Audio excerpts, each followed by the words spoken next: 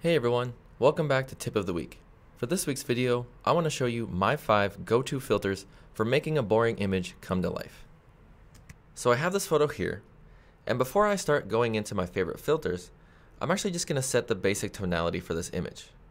And a great way to set tonality for your image if it's a little bit underexposed is to pull back on the contrast.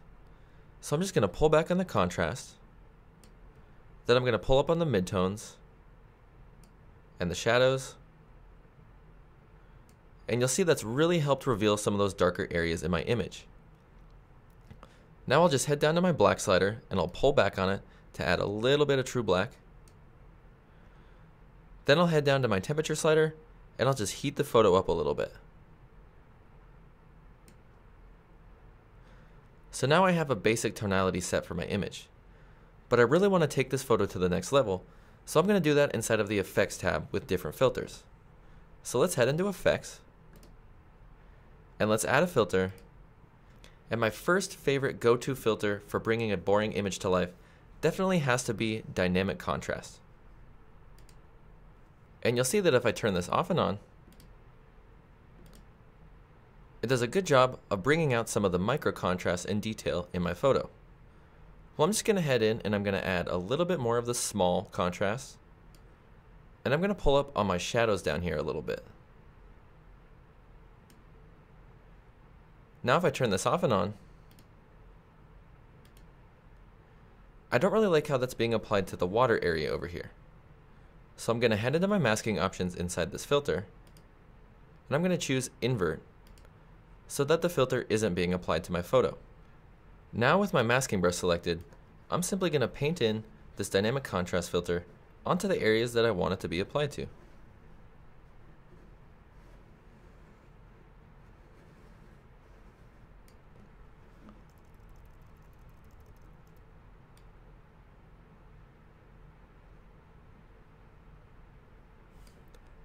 There we go.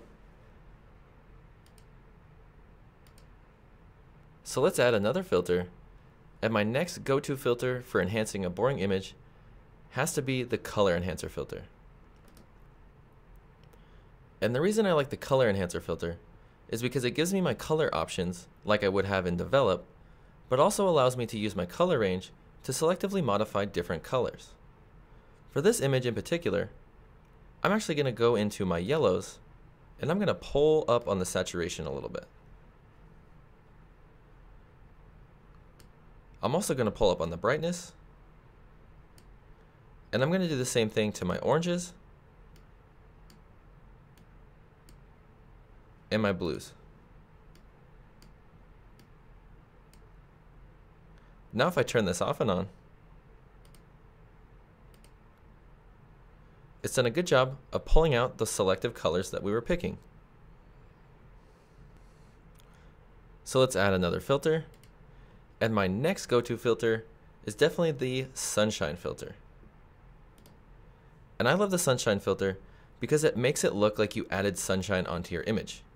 Technically, it darkens the darker areas in your image and brightens your highlights or bright areas, which brings out sort of this sunshine look. So if I turn this off and on, it's given us sort of a sunshine look on our image. So let's add another filter.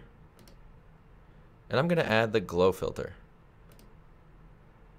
And one of my favorite preset styles inside of Glow is this Charge More Subtle. And if I turn this off and on, I don't really like what it's doing to my rocky areas over here or this rock in the water, but I really like how it acts as sort of a polarizer for my water. So I'm going to do the same thing that I did with Dynamic Contrast, and I'm going to access my masking options. I'm going to invert this mask, and now I'm simply going to brush this on the areas that I want it to be applied to.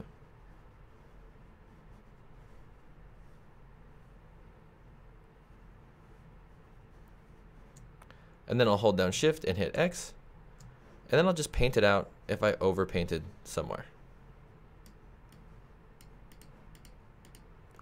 So now let's turn this off and on. Boom. And it does an awesome job of kind of glowing that water area and make it seem like it was shot with the polarizer. So my last go-to filter that I like to add on to boring images is definitely this curves filter here.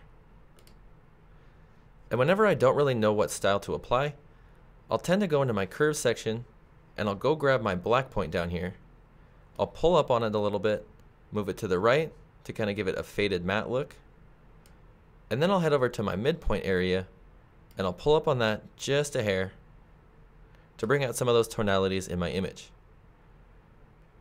So now if I hit the backslash key on my keyboard,